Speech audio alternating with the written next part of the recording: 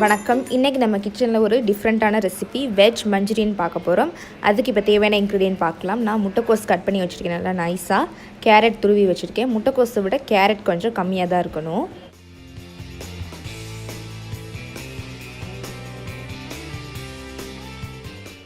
Carrot முட்டைக்கோஸ் ரெண்டையும் ஒரு பவுலில் ஆட் பண்ண பிறகு இப்போ நான் 3 டேபிள் ஸ்பூனுக்கு மைதா ஆட் பண்ணிக்கிறேன்.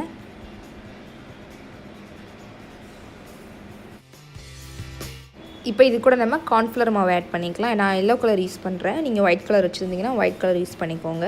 கார்ன்ஃப்ளவர் மாவும் 3 டேபிள் ஸ்பூன் ஆட் பண்ணிக்கோங்க.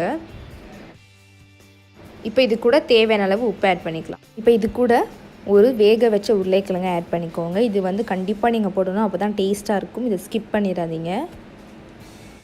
உருளைக்கிழங்கு நல்லா மசிச்சுட்டு தண்ணீரில் எதுவுமே ஆட் பண்ண வேணாம். எல்லாத்தையுமே நல்லா மிக்ஸ் பண்ணிடுங்க. அந்த காய்கறிகளில் இருக்கிற ஜூஸஸே போதும், தண்ணீர் எதுவுமே ஆட் பண்ண வேணாம். இப்போ நல்லா மிக்ஸ் பண்ணியாச்சு. அந்த காய்கறிகளில் இருக்கிற தண்ணீரை வச்சு நல்லா மிக்ஸ் பண்ணிக்கோங்க. நீங்கள் தண்ணீர் எதுவுமே ஆட் பண்ண வேணாம். நல்லா மிக்ஸ் பண்ண பிறகு இந்த மாதிரி குட்டி குட்டி உருண்டையாக பிடிச்சி வச்சுக்கோங்க.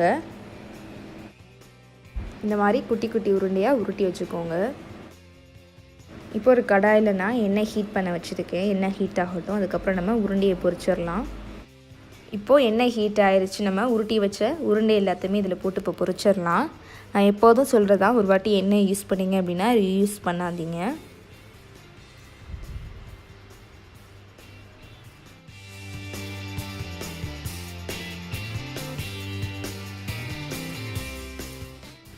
இப்போ நல்லா ப்ரௌன் கலரில் வந்துருச்சு.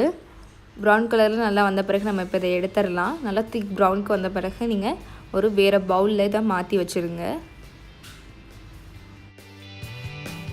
இப்போ நான் ஒரு கடாயில் 2 ஸ்பூன் எண்ணெய் ஊற்றிருக்கேன். எண்ணெய் ஹீட் ஆகிடுச்சு. இப்போ நான் இது கூட ஒரு துண்டு இஞ்சி குட்டி குட்டியாக கட் பண்ணதை ஆட் பண்ணிக்கிறேன். 5 to 6 பூண்டு பல் கட் பண்ணி ஆட் பண்ணிக்கிறேன். அடுத்து ஒரு பெரிய வெங்காயம் கட் பண்ணி ஆட் பண்ணிக்கிறேன். அடுத்து ஒரு பச்சை மிளகாய் கட் பண்ணி ஆட் பண்ணிக்கிறேன்.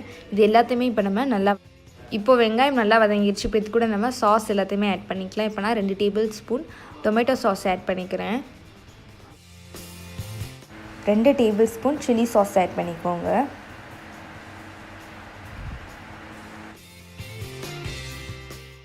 1/2 ஸ்பூன் சோயா சாஸ் ஆட் பண்ணிக்கோங்க. 1/2 டீஸ்பூன் வினிகர் ஆட் பண்ணிக்கோங்க.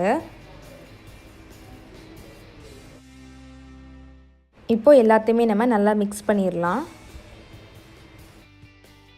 நம்ம பொரிச்சு வச்ச எல்லாத்தையுமே இதில் ஆட் பண்ணிவிட்டு நல்லா மிக்ஸ் பண்ணிடலாம். அந்த சாஸ் கூட சேர்த்து எல்லாத்தையுமே நல்லா மிக்ஸ் பண்ணிடலாம்.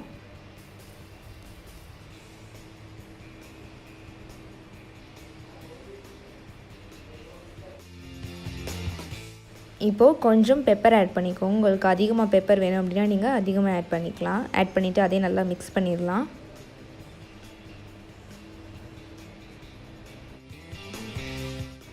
இப்போது கொஞ்சமாக சுகர் ஆட் பண்ணிக்கோங்க. ஆட் பண்ணிவிட்டு எல்லாத்தையுமே நல்லா மிக்ஸ் பண்ணிடுங்க. மிக்ஸ் பண்ணிவிட்டால் நமக்கு சுவையான வெஜ் மஞ்சூரியன் ரெடி ஆயிடுச்சு. கடைசியில் மேலே கொஞ்சம் கொத்தமல்லி ஆட் பண்ணிக்கோங்க. இப்போ நமக்கு டேஸ்டியான எம்மியான வெஜ் மஞ்சூரியன் ரெடி ஆயிடுச்சு. ரொம்ப டேஸ்ட்டாக இருக்கும், ரொம்ப சுவையாக இருக்கும். ஸோ கண்டிப்பாக அதை நீங்கள் வீட்டில் ட்ரை பண்ணி பார்க்கணும். ஈவினிங் டைம் நீங்கள் அதை ஸ்நாக்ஸாக கூட செஞ்சு சாப்பிடலாம். ரொம்ப டேஸ்ட்டாக இருக்கும். நம்ம கேரட் முட்டைக்கோஸ் வச்சு தான் பண்ணியிருக்கோம், ஆனால் ரொம்ப டேஸ்ட்டாக இருக்கும். ஸோ கண்டிப்பாக வீட்டில் ட்ரை பண்ணி பாருங்கள். ஈவினிங் டைம் நீங்கள் ஸ்நாக்ஸாக கூட வச்சு சாப்பிடலாம். ரொம்ப டேஸ்ட்டாக இருக்கும். நீங்கள் கிட்ஸுக்கு கொடுத்தீங்க அப்படின்னா அவங்களும் ரொம்ப விரும்பி சாப்பிடுவாங்க. ஸோ கண்டிப்பாக வீட்டில் ட்ரை பண்ணி பாருங்கள். ட்ரை பண்ணி பார்த்துட்டு எப்படி இருக்குது அப்படின்னு சொல்லிட்டு கமெண்ட் செக்ஷனில் ஷேர் பண்ணுங்கள். இந்த வீடியோ பிடிச்சிருந்தால் லைக் பண்ணுங்கள். உங்கள் நண்பர்களும் இந்த ரெசிபியை செஞ்சு சாப்பிடணும்னு நினச்சிங்கன்னா மறந்துடாமல் அவங்களுக்கும் ஷேர் பண்ணுங்கள். நீங்கள் என்ன எங்கள் சேனலை சப்ஸ்கிரைப் பண்ணல அப்படின்னா நீங்கள் சப்ஸ்கிரைப் பண்ணிக்கோங்க. அப்போ தான் இந்த மாதிரி வீடியோலாம் நீங்கள் உடனே பார்க்க முடியும். தேங்க்யூ.